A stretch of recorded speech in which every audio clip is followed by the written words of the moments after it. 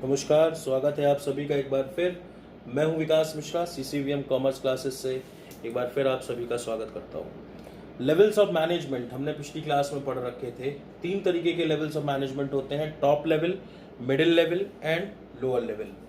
Top level के अंदर मैंने आपको बताया था director, chairman, CEO, COO, CFO, इस तरीके के तमाम जितनी बड़ी पोस्ट के लोग होते हैं या जिनको हम बोल सकते हैं कि जो कंपनी से शुरुआत से जुड़े हुए लोग हैं, वो सारे लोग आ जाते हैं टॉप लेवल मैनेजमेंट के अंदर। तो टॉप लेवल में कौन कौन से लोग आ जाते हैं? डायरेक्टर, सीईओ, चेयरमैन और तमाम लोग हैं जो इसके अंदर आते हैं। इनके फंक्शंस क्या होते हैं, इनका बेसिकली काम क्या रहता है, ये किस तरीके से काम करते हैं, तो functions of top level management हम पढ़ने वाले हैं। देखिए, अगर हम बहुत ही ब्रॉड वे में अगर समझें तो टॉप लेवल मैनेजमेंट वो होता है जो सब कुछ डिसाइड करेगा, overall activities of the organisation, चाहे वो ऑर्गेनाइजेशन के वेलफेयर की चीजें हों, चाहे वो ऑर्गेनाइजेशन की नुकसान की चीजें हों, हर चीज के लिए रिस्पॉन्सिबल जो होगा वो टॉप लेवल मैनेजमेंट होगा। क्योंकि टॉप लेवल मैनेजमेंट वो मैनेजमेंट होता है, वो लेवल ऑफ मैनेजमेंट होता है जो डायरेक्टली रिस्पॉन्सिबिलिटी लेता है, जो डायरेक्टली ये सोचता है कि मुझे ही सब कुछ करना है और हकीकत में उसको ही सब कुछ करना है। चाहे वो पॉलिसीज बनाने से लेकर के, चाहे वो किसी और प्रकार का काम हो, हर तरीके की चीजें टॉप लेवल मैनेजमेंट ही बताएगा। तो चलिए सबसे पहले फंक्शंस की हम बात कर लेते हैं। सबसे पहला फंक्शन है डिटरमाइनिंग ऑब्जेक्टिव्स। ऑब्जेक्टिव्स कौन डिसाइड करेगा? ऑब्जेक्टिव्स डिसाइड करने वाला टॉप लेवल मैनेजमेंट होगा। टॉप लेवल मैनेजमेंट क्या करेगा? ऑब्जेक्टिव्स को डिसाइड करेगा। मैंने आपको एक बार एक एग्जांपल बताया था जिसमें मैंने बताया था कि कोचिंग इंस्टीट्यूट्स के ऑब्जेक्टिव्स होते हैं। किसी का उद्देश्य होता है पैसा कमाना, किसी का उद्देश्य होता है क्लासेस में रिजल्ट प्रोवाइड करना, और किसी का उद्देश्य ये दोनों ही चीजें करना होता है। वैसे हालांकि जो टॉप लेवल मैनेजमेंट होता है वो उद्देश्य ये लेकर के चलता है कि कस्टमर सेटिस्फेक्शन भी उसके साथ रहे, प्लस उसका जो प्रॉफिट मार्जिन है वो भी रहे। तो दोनों ही चीजों को साथ में देते हुए ऑब्जेक्टिव्स को डिसाइड करना टॉप लेवल मैनेजमेंट का काम होता है। दूसरी चीज जो आती है, जितने भी प्लान्स और पॉलिसीज बनेंगे उन सारे प्लान्स और पॉलिसीज को फ्रेम आउट करना, फ्रेमिंग प्लान्स एंड पॉलिसीज।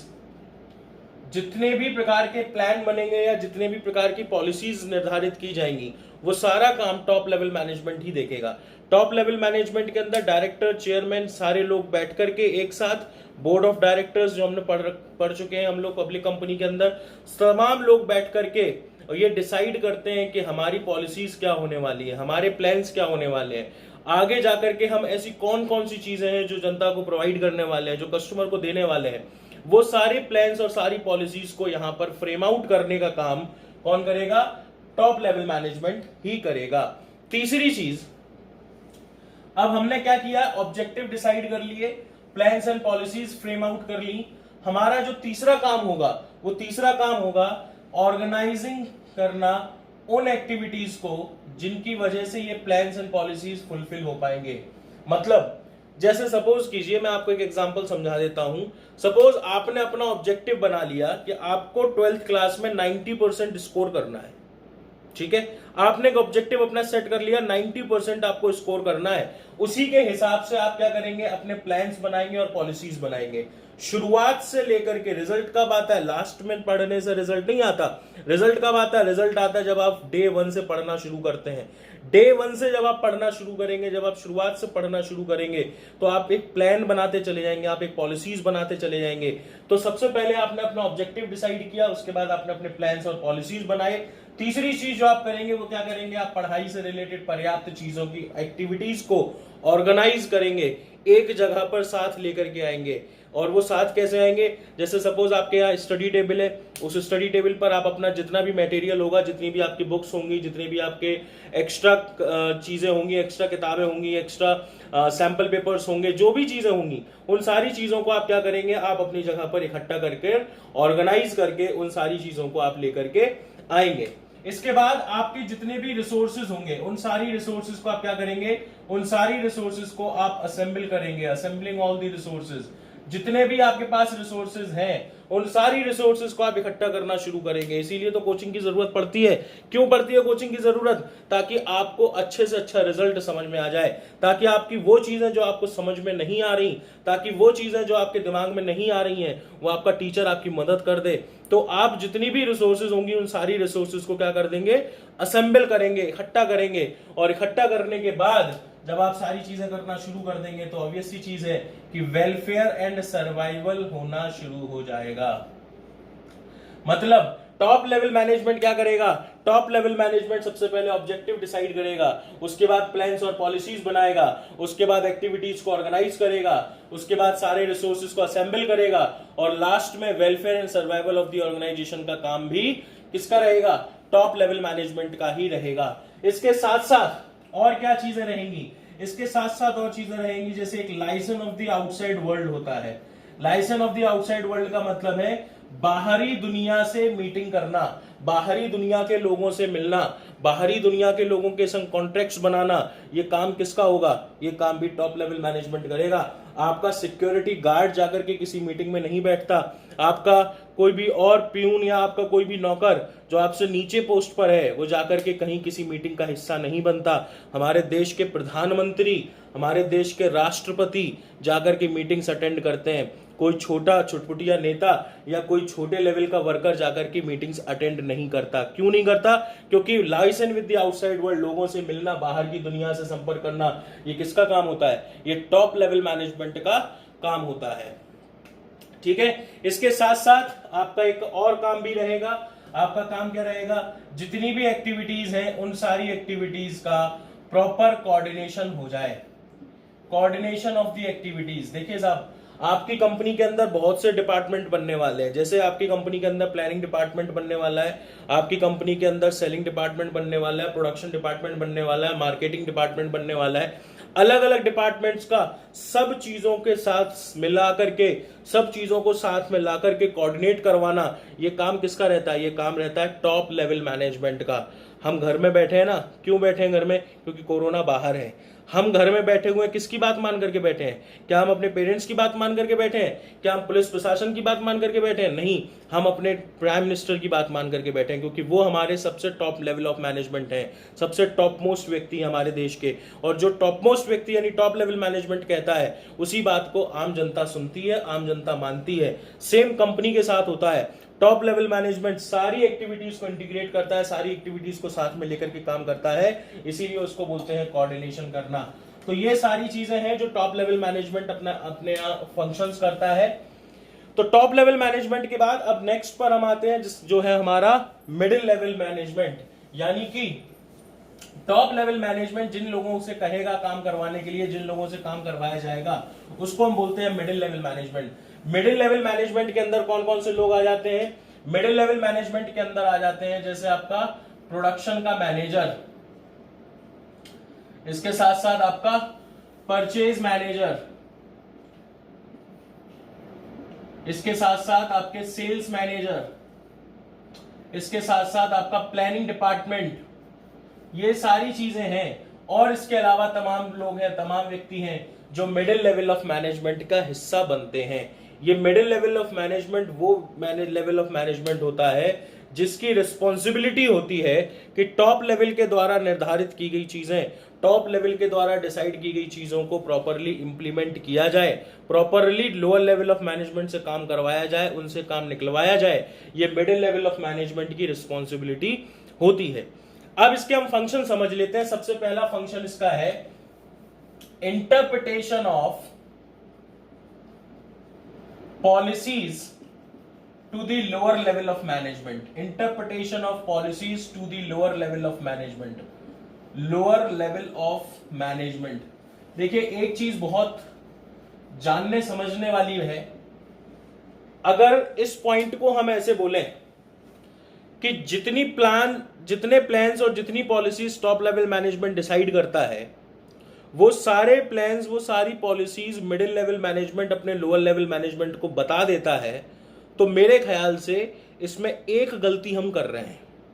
वो गलती ये है कि मैंने यहां ये बोला कि टॉप लेवल मैनेजमेंट ने जो बात रखी उस बात को मिडिल लेवल मैनेजमेंट अपने लोअर लेवल मैनेजमेंट को बता दे, लेकिन वो बात जो बताने का तरीका होगा वो एज इट इज होना चाहिए जैसा टॉप लेवल ने बोला है।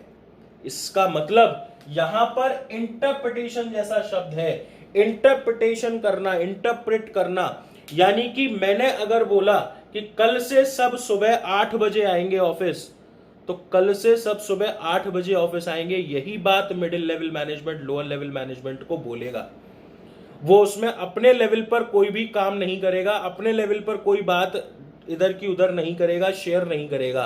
तो इंटरप्रेट करना यानी कि टॉप लेवल की बात को सुनना और उसकी बात सुनकर के किस तक पहुंचाना, लोअर लेवल ऑफ मैनेजमेंट तक पहुंचाना, ये काम किसका रहेगा? ये काम रहेगा मिडिल लेवल ऑफ मैनेजमेंट का। दूसरी चीज है organising the activities, organising the activities of departments. जितने अलग अलग डिपार्टमेंट्स हैं उन सारे डिपार्टमेंट्स की एक्टिविटीज को ऑर्गेनाइज करने का काम मिडिल लेवल ऑफ मैनेजमेंट ही करेगा। जैसे सपोज कंपनी के अंदर जो प्रोसेस चलता है, उस प्रोसेस के अंदर सबसे पहले रॉ मटेरियल परचेज किया जाता है। यानी कि सबसे पहला जो डिपार्टमेंट होता है वो होता है परचेज डिपार्टमेंट। परचेज डिपार्टमेंट के अंदर सारा रॉ मटेरियल परचेज करके खरीदा जाएगा, सारा रॉ मटेरियल खरीदा जाएगा। रॉ मटेरियल खरीदने के बाद इसके प्रोसेस को आगे बढ़ाया जाएगा और ये कहां पहुंचेगा? ये पहुंचेगा साहब प्रोडक्शन डिपार्टमेंट के पास। और प्रोडक्शन डिपार्टमेंट क्या करेगा? प्रोडक्शन डिपार्टमेंट जब प्रोडक्शन कर देगा, फाइनल प्रोडक्शन देगा जब, तो फाइनल प्रोडक्शन किस तक पहुंचाएगा? फाइनल प्रोडक्शन को पहुंचाया जाएगा सेल्स डिपार्टमेंट की तरफ। मैं आपको एक बहुत ही ब्रॉड वे में बता रहा हूं। परचेज डिपार्टमेंट चीजें खरीदेगा, परचेज डिपार्टमेंट चीजें खरीदने के बाद किसको देगा? प्रोडक्शन डिपार्टमेंट को देगा। प्रोडक्शन डिपार्टमेंट क्या करेगा? गुड्स को प्रोडक्शन करेगा। गुड्स के प्रोडक्शन करने के बाद वो किसको पहुंचाएगा? सेल्स डिपार्टमेंट को पहुंचाएगा। अब आप एक चीज समझें यहां पर कि अगर परचेज डिपार्टमेंट गुड्स टाइम पर ना खरीदे तो क्या होगा? अगर production purchase department goods time पर ना खरीदे या टॉप लेवल मैनेजमेंट या मिडिल लेवल मैनेजमेंट उनको गुड्स टाइम पर ना खरीद करके दे, तो परचेज डिपार्टमेंट क्या आगे प्रोडक्शन डिपार्टमेंट को वो गुड्स पहुंचा पाएगा? बिल्कुल नहीं पहुंचा पाएगा। जब प्रोडक्शन डिपार्टमेंट के पास वो गुड्स नहीं पहुंचेंगे तो क्या प्रोडक्शन डिपार्टमेंट गुड्स को प्रोड्यूस कर पाएंगे, गुड्स को बना पाएंगे? बिल्कुल नहीं बना पाएंगे। और जब वो गुड्स को तैयार नहीं कर पाएंगे तो क्या आगे गुड्स बेचने लायक होंगे? बिल्कुल नहीं होंगे। और जब गुड्स बिकेंगे नहीं तो अल्टीमेटली लॉस किसको होने वाला है? अल्टीमेटली लॉस होने वाला है सब ऑर्गेनाइजेशन को। और ऑर्गेनाइजेशन को जिस दिन लॉस हुआ उस दिन टॉप लेवल मैनेजमेंट पूछेगा किससे? उस दिन टॉप लेवल मैनेजमेंट पूछेगा मिडिल लेवल मैनेजमेंट से कि हाँ भाई साहब खड़े हो जाओ और बताओ कि हमें प्रॉफिट क्यों नहीं हुआ। और उस दिन मिडिल लेवल मैनेजमेंट को ये जवाब देना पड़ेगा, ये रेस्पॉन्सिबिलिटी उसकी है, ये अकाउंटेबिलिटी उसकी है कि वो सारी चीजों का प्रॉपर तरीके से कोऑर्डिनेट करके चले, ऑर्गेनाइज करके चले।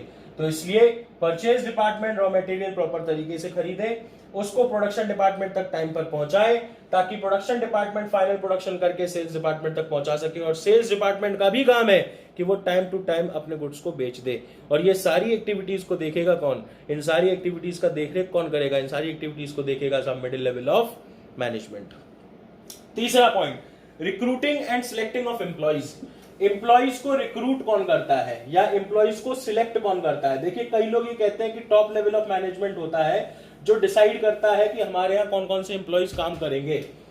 बात सही भी है, कुछ हद तक ये बात सही है कि टॉप लेवल मैनेजमेंट जो है वो रिक्रूटमेंट करता है, लेकिन वो केवल किन केसेस में होता है? वो उन केसेस में होता है जहां पर कि कंपनी का साइज या कंपनी का नेचर बहुत छोटा होता है। मतलब अगर कंपनी बहुत छोटे लेवल पर काम कर रही है तो बहुत छोटे लेवल के काम के लिए उसको टॉप लेवल मैनेजमेंट वहां डायरेक्टली डिसाइड कर सकता है कि कौन सा एम्प्लॉय हमारे यहाँ काम करेगा, कौन सा एम्प्लॉय हमारे यहाँ काम नहीं करेगा। लेकिन वैसे अगर देखा जाए तो मिडिल लेवल ऑफ मैनेजमेंट इस चीज के लिए होता है और इसके लिए प्रॉपर एक डिपार्टमेंट बना है जिसका नाम है एचआर डिपार्टमेंट यानी ह्यूमन रिसोर्स डिपार्टमेंट। और ये ह्यूमन रिसोर्स डिपार्टमेंट क्या करता है? रिक्रूट करता है। सबसे पहले जाकर के क्या करता है? रिक्रूट और सिलेक्शन में डिफरेंस होता है। रिक्रूटमेंट का मतलब एक ऐसा प्रोसेस जिसके थ्रू हम लोगों को ये बताते हैं, हम लोगों को ये इंड्यूस करते हैं कि हमारे यहाँ वैकेंसीज हैं, आ जाओ। हमारे यहाँ वैकेंसीज हैं, आओ आकर के फिल करो, लिखा रहता है ना कि वी रिक्वायर्ड या वी आर हायरिंग। तो रिक्रूटमेंट वो प्रोसेस है, उसके बाद सिलेक्शन का प्रोसेस आता है। रिक्रूटमेंट और सिलेक्शन प्रोसेस हम स्टाफिंग चैप्टर के अंदर पढ़ेंगे बहुत क्लियरली। अभी के लिए इतना ही समझ लेते हैं कि रिक्रूटमेंट और सिलेक्ट करना एम्प्लॉइज को वो किसका काम है, वो साहब मिडिल लेवल ऑफ मैनेजमेंट का काम है। इसके अलावा अगर कोई एम्प्लॉय प्रॉपरली काम नहीं कर रहा तो उसको मोटिवेट करने का काम किसका है, उसको मोटिवेट करने का काम भी मिडिल लेवल ऑफ मैनेजमेंट का ही है। मोटिवेटिंग द वर्कर्स को मोटिवेट करना, किस चीज के लिए मोटिवेट करना, ताकि वो अपना बेस्ट से बेस्ट दे सकें। तो ये कुछ फंक्शंस हैं मैनेजमेंट के, जो मिडिल लेवल मैनेजमेंट के हमने फंक्शंस पढ़ लिए। सारे फंक्शंस मैं यहाँ नहीं बता रहा हूँ क्योंकि सारे फंक्शंस के लिए हमारे पास उतना टाइम नहीं है और सारे फंक्शंस हम आते भी नहीं है। तो आप कुछ फंक्शन समझ लें जो कि मिडिल लेवल ऑफ मैनेजमेंट के मैंने क्लियर कर दिए। अब आते हैं हम लास्ट और लोअर लेवल ऑफ मैनेजमेंट पर। लोअर लेवल ऑफ मैनेजमेंट कौन होता है? लोअर लेवल ऑफ मैनेजमेंट के अंदर आ जाते हैं हमारे सुपरवाइजर्स, हमारे प्यून्स, हमारे और तमाम तरीके के लोग, वर्कर्स या एम्प्लॉइज जो कि हमारे यहाँ काम करते हैं। तो लोअर लेवल ऑफ मैनेजमेंट के अंदर हम अगर इसकी फंक्शंस की बात करें तो इसके फंक्शंस क्या क्या होते हैं? तो functions of lower level management, सबसे पहला फंक्शन होता है रिप्रेजेंटिंग ग्रीवियंसेस ऑफ वर्कर्स, यानी कि जो हमारे वर्कर्स हैं। देखो हमने क्या करते हैं, हम एक सुपरवाइजर लगाते हैं। आप इस चीज को समझो, जैसे मान लीजिए एक ये फैक्ट्री है, इस फैक्ट्री के अंदर कुछ वर्कर्स काम कर रहे हैं, ठीक है। उन वर्कर्स को काम करने के लिए कौन देखेगा? उनको देखेगा साहब सुपरवाइजर। सुपरवाइजर का क्या काम है? सुपरवाइजर का काम है सुपरवाइज करना। प्रॉपर तरीके से काम चल रहा है, प्रॉपर तरीके से हर व्यक्ति काम कर रहा है, ये सुपरवाइजरी लेवल का काम है, टॉप लोअर लेवल मैनेजमेंट का काम है। वो क्या करेगा? वर्कर्स की ग्रीवियंसेस को सुनता है। सबसे पहले तो रिप्रेजेंटिंग ग्रीवियंसेस ऑफ वर्कर्स, जो वर्कर्स के ग्रीवियंसेस हैं या जो वर्कर्स की कंप्लेंट्स हैं, उन कंप्लेंट्स को सुनेगा और उन कंप्लेंट्स को सुनने के बाद वो किसको बताएगा? वो उन कंप्लेंट्स को बताएगा मिडिल लेवल ऑफ मैनेजमेंट को। और अगर मिडिल लेवल अपने लेवल पर उसको सॉल्व कर सकता है तो ठीक है, अदरवाइज मिडिल लेवल वाले किसको बताएंगे? वो बताएंगे टॉप लेवल मैनेजमेंट को, और फिर टॉप लेवल मैनेजमेंट उस पर कोई ना कोई डिसीजंस लेगा। दूसरा फंक्शन होता है good working condition. Working condition बहुत प्रॉपर कर देते हैं lower level management. Working condition अच्छी कैसे करते हैं? देखिए वर्कर्स जो होते हैं, लेबर्स जो होते हैं, उनका कोई भरोसा नहीं होता। क्यों नहीं भरोसा होता? क्योंकि उनको पता है कि इस देश में बहुत ज्यादा अनएम्प्लॉयमेंट है, उनको नौकरी कहीं ना कहीं मिल जाएगी, लेकिन हो सकता है कंपनी को उन जैसा लेबर ना मिले। तो कई बार क्या होता है, कई बार ये होता है कि अगर उसको प्रॉपर वर्किंग कंडीशन नहीं मिली लेबर को या वर्कर को, तो वो छोड़ करके जाने लगता है। और इस केस में लोअर लेवल मैनेजमेंट आगे आता है और लोअर लेवल मैनेजमेंट कहता है कि आपको क्या प्रॉब्लम है, आपको क्या समस्याएं हैं, और जो भी उनकी समस्याएं हैं उनकी समस्याओं को सुनता है और उनकी वर्किंग कंडीशंस को प्रॉपर करता है। इसके साथ साथ वर्कर्स की सेफ्टी देखना कि वर्कर्स को प्रॉपर सेफ्टी मिल रही है कि नहीं मिल रही है। वर्कर्स ऐसा तो नहीं कि साहब कहीं किसी ऐसी जगह पर काम कर रहे हैं जहां पर बहुत अनसेफ माहौल है, जहां पर प्रॉपरली सेफ्टी नहीं है। तो उन सारी चीजों को देखना, ये सारा काम होता है लोअर लेवल मैनेजमेंट का। इसके अलावा 2-4 फंक्शंस और मैं बता देता हूं आपको। 2-4 फंक्शन यही होते हैं कि मिडिल लेवल मैनेजमेंट की मदद करना रिक्रूटमेंट के टाइम पे, कि हमें किस तरीके का एम्प्लॉय चाहिए, हमें किस तरीके की लेबर चाहिए, हमें किस तरीके का वर्कफोर्स चाहिए, ये सारी चीजें बताना। इसके साथ साथ जो भी सजेशंस आए वर्कर्स की तरफ से, उन सजेशंस को देखना, उन सजेशंस को समझना, ये सारी चीजें हैं जो कि लोअर लेवल मैनेजमेंट के फंक्शंस ऑफ बता रखे हैं। इसके बाद हम आगे बढ़ते हैं हमारे नेक्स्ट टॉपिक पर, और हमारा नेक्स्ट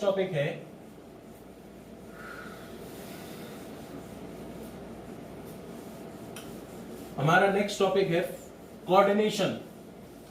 देखिए इससे रिलेटेड एक जो क्वेश्चन है वो जरूर आता है, और वो क्वेश्चन ये होता है कि कोऑर्डिनेशन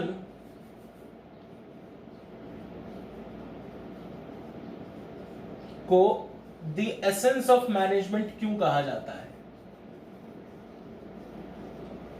कोऑर्डिनेशन को एसेंस ऑफ मैनेजमेंट क्यों कहा जाता है? यानी कि कोऑर्डिनेशन सबसे इंपॉर्टेंट पार्ट मैनेजमेंट का क्यों है? आप एक चीज यहां से समझ लें। सबसे पहली चीज तो हम करते हैं किसी भी ऑर्गेनाइजेशन की प्लानिंग। उस प्लानिंग के बाद हम आगे बढ़ते हैं और हम उसके लिए करते हैं ऑर्गेनाइजिंग। ऑर्गेनाइजिंग के बाद हम जाते हैं साहब कहां, स्टाफिंग की तरफ। स्टाफिंग को हम क्या करते हैं, स्टाफिंग को हम समझाते हैं, डायरेक्टिंग करते हैं, और लास्ट में हम क्या करते हैं, लास्ट में हम कंट्रोलिंग करते हैं। देखिए किसी भी ऑर्गेनाइजेशन के लिए ये जो फंक्शंस ऑफ मैनेजमेंट है बहुत इंपॉर्टेंट है, और इसी से रिलेटेड आपके चैप्टर्स भी हैं। एक एक पॉइंट का एक एक चैप्टर है जो बहुत क्लियर तरीके से मैं आपको समझाने वाला हूं। सबसे पहले हम समझते हैं प्लानिंग का। प्लानिंग का मतलब होता है एडवांस में सोचना, thinking in advance, what to do, how to do, when to do. मतलब एडवांस में ये सोच लेना कि क्या करना है, कब करना है, कैसे करना है और किसके साथ करना है, इसको हम बोलते हैं प्लानिंग। ठीक। दूसरी चीज जो आती है वो आती है ऑर्गेनाइजिंग। ऑर्गेनाइजिंग में हम क्या करते हैं, ऑर्गेनाइजिंग में हम अपनी रिसोर्सेज को ऑर्गेनाइज करते हैं। इसलिए ऑर्गेनाइज करते हैं ताकि हम अपना 100% एफर्ट्स दे सकें, ताकि हमारा 100% एफिशिएंसी निकल के सामने आ सके। तो हम इसमें क्या करते हैं, ऑर्गेनाइजिंग कर देते हैं। अब ऑर्गेनाइजिंग करने के बाद हमने सारी चीजें व्यवस्थित कर ली, सब चीजें सही कर ली। अब हम क्या करेंगे, अब हम स्टाफिंग करना शुरू करेंगे। स्टाफिंग के अंदर हम क्या करते हैं, स्टाफिंग के अंदर हम एम्प्लॉइज को बुलाते हैं, एम्प्लॉइज को अपने यहाँ रखते हैं, एम्प्लॉइज का प्लेसमेंट करते हैं, उनका ट्रांसफर करते हैं, उनको प्रमोट करते हैं, तमाम तरीके की चीजें स्टाफिंग प्रोसेस के अंदर है।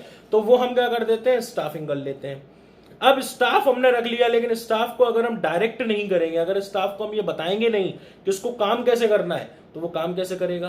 तो स्टाफिंग के बाद अगला जो प्रोसेस आता है वो क्या होता है, हम लोगों को डायरेक्ट करते हैं कि आपको किस तरीके से काम करना है, उनको बताते हैं। और जिस दिन हम बता देते हैं उस दिन फिर क्या करते हैं हम, उस दिन फिर हम करते हैं कंट्रोलिंग, क्योंकि कंट्रोलिंग करना भी बेहद जरूरी है।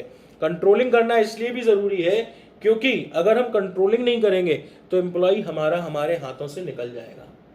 मैं आपके ही केस में समझा देता हूं। स्टूडेंट सबसे पहले क्या करते हैं, प्लानिंग करते हैं। और प्लानिंग कैसे करते हैं, प्लानिंग करते हैं या तो खुद से कर लेते हैं या पेरेंट्स उनको जबरदस्ती प्लानिंग करवा देते हैं। या तो वो खुद से कर लेते हैं कि 12th क्लास में मेरे 90+ मार्क्स आ जाएं, या पेरेंट्स उनको बोल देते हैं बेटा 90+ तो चाहिए, नहीं तो बेटा समझ लेना। प्लानिंग हो गई। प्लानिंग के बाद नेक्स्ट क्या होता है, ऑर्गेनाइजिंग करना। ऑर्गेनाइजिंग में हम क्या करते हैं, ऑर्गेनाइजिंग में हम पिताजी से कहते हैं पापा जी ये किताबें चाहिए, ये मटेरियल चाहिए, ये हमें सारी रजिस्टर्स चाहिए, इतना मटेरियल, ये स्टडी मटेरियल, वो स्टडी मटेरियल, हम सारी चीज़ों को ऑर्गेनाइज कर लेते हैं। हमें व्हील चेयर, हमें राउंड चेयर चाहिए, हमें टेबल चाहिए, हमें तमाम एफर्ट्स जो भी हमारे हैं उन सबको हम लगा देते हैं ऑर्गेनाइजिंग करने में। ऑर्गेनाइजिंग भी हो गया। अब आप समझिएगा इस बात को, टॉप लेवल मैनेजमेंट यानी आपके पिताजी ने क्या किया, प्लानिंग कर ली। आपने प्लानिंग के बाद क्या करवा लिया, ऑर्गेनाइजिंग करवा लिया। ऑर्गेनाइजिंग के बाद क्या होगा, स्टाफिंग होगी। किसकी स्टाफिंग होगी, टीचर की स्टाफिंग होगी। टीचर को फीस देते ना, सर मेरे बच्चों को पढ़ा दीजिएगा, और बच्चा भी सोचता है सर हमें पढ़ा देंगे और हम पास हो जाएंगे, तो स्टाफिंग कर लिया। स्टाफिंग के बाद क्या होता है, टीचर उस बच्चे को डायरेक्ट करता है कि देखो बेटा इसको ऐसे पढ़ना है, इस चीज को ऐसे समझना है, इस क्वेश्चन को ऐसे सॉल्व करना है, इस केस स्टडी को ऐसे सॉल्व करना है। सारी बातें बताने के बाद जब डायरेक्शन शुरू हो जाता है, लास्ट प्रोसेस जो बचता है वो क्या होता है, वो ये होता है कि जब आप रात में पढ़ रहे होते हैं तो अचानक से गेट खुलता है या लाइट जलती है और आपके पिताजी सामने खड़े होते हैं और वो कहते हैं अच्छा ये पढ़ाई चल रही है। मतलब वो क्या करने लगते हैं, वो कंट्रोलिंग करना शुरू कर देते हैं। और कंट्रोलिंग की वजह से क्या होता है, कंट्रोलिंग की वजह से बच्चे के अंदर डर पैदा होता है, और उस डर की वजह से वो क्या करता है, वो 100% रिजल्ट लाने की कोशिश करता है। तो कुल मिलाकर के यहां पर जितने भी फंक्शंस हमने पढ़े, planning, organising, staffing, directing, controlling, इन सब के बीच जो सबसे इंपॉर्टेंट चीज है वो है कोऑर्डिनेशन। कोऑर्डिनेशन होना जरूरी है। अगर फादर ने आपके ने प्लानिंग कर दी, अगर आपने प्लानिंग कर ली, ऑर्गेनाइजिंग नहीं कर पाए, दिक्कत में आ जाओगे। प्लानिंग भी कर ली, ऑर्गेनाइजिंग भी कर ली, स्टाफिंग नहीं कर पाए, प्रॉपर टीचर नहीं मिला, टीचर ने प्रॉपरली पढ़ाया नहीं, या आपने प्रॉपरली पढ़ा नहीं, तो स्टाफिंग में क्या हो जाएगा, वहां दिक्कत में आ जाओगे। चलो प्रॉपर टीचर भी मिल गया मेरे जैसा, आपने पढ़ भी लिया बहुत अच्छे से, लेकिन अगर आपने खुद ने डायरेक्शन नहीं मानी, टीचर की बात नहीं मानी जो टीचर ने आपको डायरेक्ट किया था, तो भी दिक्कत में आ जाओगे। चलो मैं भी मिल गया, मैंने डायरेक्शन भी दे दी, आपने वो डायरेक्शन मान भी लिया, लेकिन अगर आपके फादर ने, अगर आपके पेरेंट्स ने कहीं पर चूक कर दी और वो आपको नहीं देख पाए, अगर उन्होंने आप पर कंट्रोलिंग नहीं की, तब भी दिक्कत में आ जाओगे।